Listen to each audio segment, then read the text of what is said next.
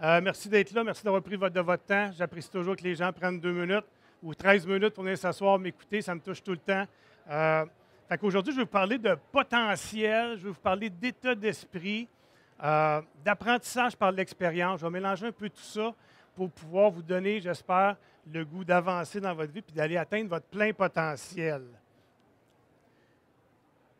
Je suis un auteur, un coach, un conférencier et un maître de la marche sur le feu. C'est vrai. J'ai été formé à la Firewalking Center en Californie, où j'ai appris avec Tony Burkin, qui est mon mentor, comment amener les gens à marcher sur un tapis de braise à plus de 1200 degrés. Et lors de cette formation-là, j'ai également appris comment faire pour amener les gens à faire plein d'autres affaires, comme casser des planches à main nue, casser des flèches avec leur gorge. C'est avec ça que j'ai développé des team building, d'apprentissage par l'expérience. Bien sûr, pour être capable de faire des choses comme ça, il y a une chose qui est super importante, c'est qu'il faut être dans le bon mindset. Il faut être dans le bon état d'esprit. Et ma conférence préférée, et pour moi, c'est la chose la plus importante dans la vie, si on veut être capable de fonctionner à notre plein potentiel, de réussir, de foncer et d'atteindre nos rêves et nos objectifs, c'est d'être dans le bon état d'esprit. Si on n'est pas dans un bon état d'esprit, on ne prend pas les bonnes décisions, on n'est pas prêt à faire ce qu'il y a à faire, on n'est pas le fun à fréquenter et rien ne fonctionne. Donc, c'est pour ça que dans mon cours, j'ai un triangle pour me rappeler à chaque jour que le triangle émotionnel, c'est la base de tout. C'est quoi le triangle émotionnel? C'est 3 éléments.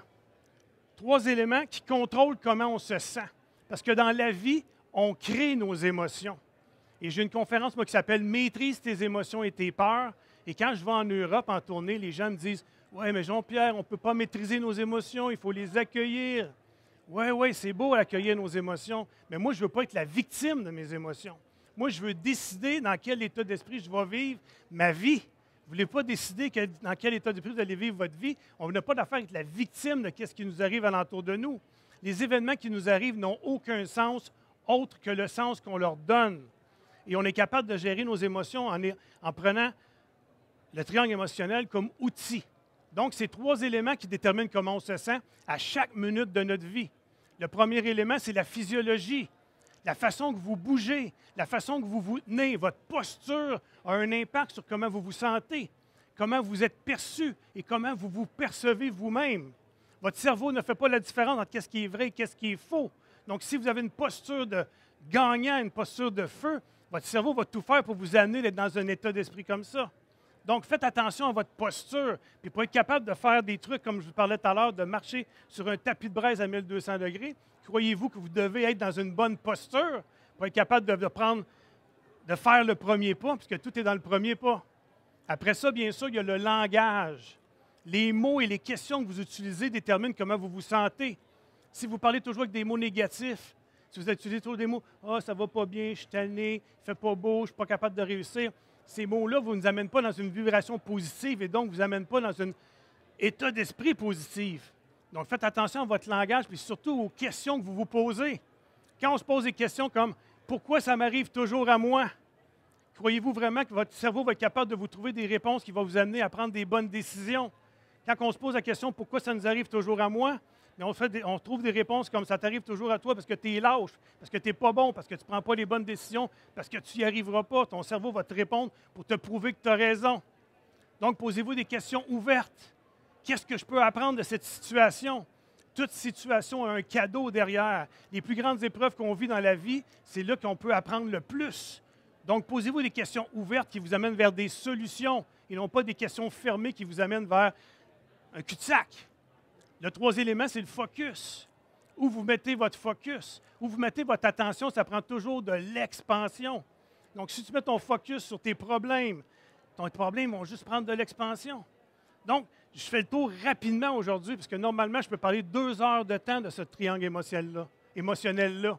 Mais soyez conscient que juste en portant attention à votre physiologie, à votre langage et à votre focus, vous pouvez changer votre état d'esprit. Vous pouvez contrôler et maîtriser vos émotions à chaque jour de votre vie et changer votre vie. Et oser, après ça, faire de grandes choses. Ça a-tu du sens pour vous autres, tout ça? Oui?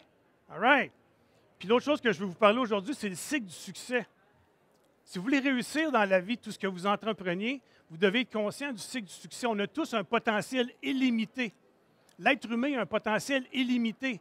Est-ce que la majorité des gens ont des résultats en lien avec le fait qu'ils ont un potentiel illimité? Vous me répondre, est-ce que les gens ont des résultats en lien avec le potentiel illimité qu'ils ont? Non, hein? Pourquoi? Pourquoi vous croyez? Vous croyez parce qu'ils ne prennent pas assez d'action? Ce n'est pas les actions le problème, c'est la croyance. Si tu ne crois pas en ce que tu veux atteindre comme objectif, tu ne les atteindras jamais. Que tu crois que quelque chose est possible ou impossible, tu as raison dans les deux cas. Donc, tu as bien beau faire plein d'actions, mais si tu n'as pas la certitude à l'intérieur de toi que tu es capable de réussir, tu ne réussiras jamais. Si je vais cogner à 100 portes pour vendre un livre, puis qu'à chaque fois que la porte rouvre, je dis à la personne, pas à la personne verbalement, mais je me dis à l'intérieur de moi, je sais que tu n'en veux pas de mon livre, tu ne me l'achèteras pas mon livre. Croyez-vous vraiment que je vais faire les actions avec le potentiel nécessaire pour que les gens m'achètent mon livre? Non. Je vais peut-être en vendre un par pitié, puis ça va être tout. Mais si tu fais des actions avec la certitude que tu es capable d'aller atteindre ton objectif, que tu es capable d'aller atteindre ton résultat, tu vas arriver à croire de plus en plus que tu es capable de le faire. Donc, tu vas élever ton potentiel et tu pigeras de plus en plus dans ton potentiel illimité. Donc, tu vas faire de plus en plus d'actions concrètes et inspirées qui vont t'amener des meilleurs résultats, qui vont venir augmenter ta croyance, qui va te permettre de piger encore plus dans ton plein potentiel. Ça a-tu du sens pour vous autres? All right. Fait que là, j'ai quelque chose à vous demander. Y a-t-il quelqu'un ici qui a déjà cassé une flèche avec sa gorge? Il n'y a personne qui a jamais fait ça ici? Cool! Ça, c'est des outils que j'utilise en team building. J'appelle ça l'apprentissage par l'expérience. Donc, j'amène les gens à faire des choses, à vivre des expériences pour intégrer ce que je leur apprends avant. Fait qu'on peut travailler avec la flèche pour travailler par rapport à la résistance. Quand on essaie de plier la flèche, elle résiste. Quand les gens en ce moment résistent au changement, c'est le même principe. Et souvent, les gens, quand ils résistent au changement, ils font quoi? Quand ils commencent à faire un changement puis il y a de la résistance, ils arrêtent. Ils arrêtent de pousser. Ils ne poussent plus. Ils ne vont pas vers le changement. Et c'est le contraire qu'il faut faire. Si tu veux briser la résistance, tu dois pousser pour passer par-dessus ta résistance. Donc, la flèche, quand je l'utilise en conférence ou en atelier, elle représente l'obstacle entre où tu es et où tu veux aller, entre ton objectif et toi aujourd'hui. Elle représente ta peur ou ta croyance limitante qui t'empêche d'avancer. Parce que les gens, il y en a que je vois qui ont des drôles de réactions, il y en a qui rient, il y en a qui s'endorment, il y en a qui ont des drôles de faces. Parce que vous imaginez tous qu'une flèche, dans vos croyances limitantes, c'est fait pour tuer des gens. Et on a toute l'image des cow-boys et des Indiens, les Indiens qui pichent des flèches sur les cow-boys et qui tuent les cow-boys. Ici, je vous dis, on va la mettre ici, dans le bout mou de votre cou, et vous allez pousser. Les gens ont toute l'impression que ça va faire ça. Et ça, c'est votre cerveau qui vous joue des tours avec vos croyances limitantes et vos peurs.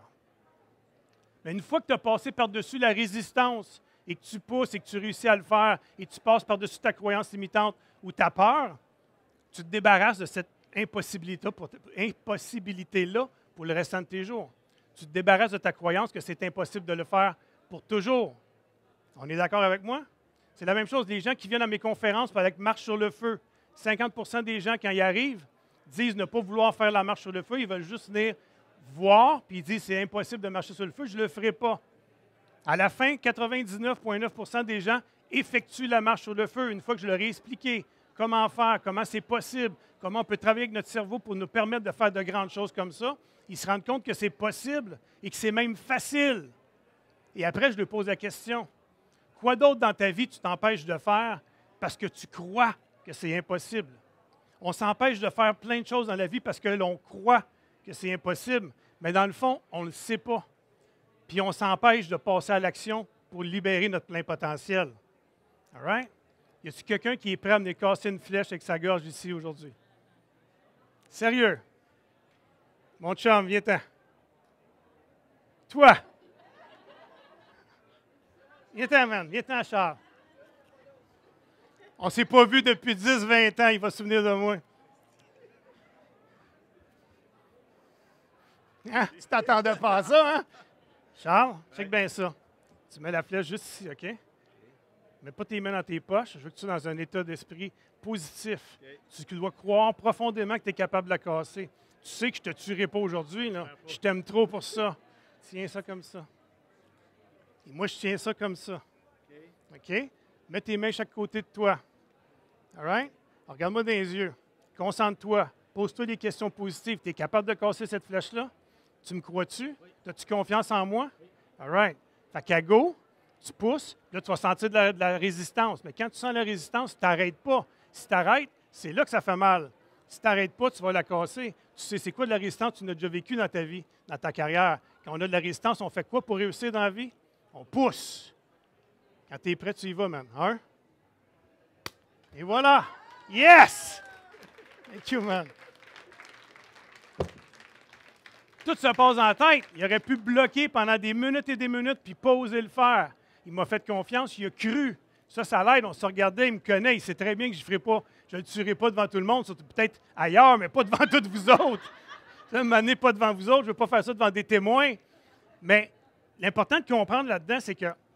Puis là, je fais ça super rapidement. C'est hallucinant que je fasse tout ce que je vous fais là en 13 minutes. Mais l'important, c'est de comprendre comment on peut amener les gens à se rendre compte du pouvoir qu'on a à l'intérieur de nous, puis surtout de comprendre comment notre cerveau nous joue des tours avec nos croyances limitantes et nos peurs, puis qui nous empêchent de devenir la meilleure version de soi-même. Si on veut atteindre notre plein potentiel dans la vie, on doit faire des actions dans la certitude. Lui, il a fait une action dans la certitude qu'il était capable de le faire. Donc, il a osé piger dans son potentiel nécessaire pour avoir les résultats que ça prenait.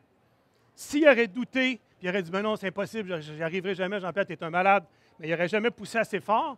Et, mettons, il aurait essayé une première fois, il ne l'aurait pas eu, il n'aurait pas eu de résultat, puis il s'est revenu en disant « Tu vois, Jean-Pierre, je ne suis pas capable de le faire. » Puis là, mais il aurait pigé encore moins dans son plein potentiel pour faire des actions encore moins dans la certitude qu'il est capable de le faire. Donc, c'est sûr qu'il ne l'aurait pas eu. Donc, il aurait encore descendu sa certitude. Donc, souvent, les gens tournent comme ça et finalement, ils n'arrivent jamais à leur plein potentiel. Donc, résumé, soyez dans le bon état d'esprit, contrôlez votre mindset en contrôlant votre posture, votre langage ainsi que votre focus. Puis après ça, croyez, quand vous faites des actions dans la certitude que vous êtes capable d'atteindre vos objectifs et vous augmentez vos chances de réussir fois 1000. Donc, je vous dis un gros merci. Il me reste 6 secondes. Si vous voulez me suivre, voici mes réseaux sociaux. Ça a été un plaisir. Merci beaucoup tout le monde.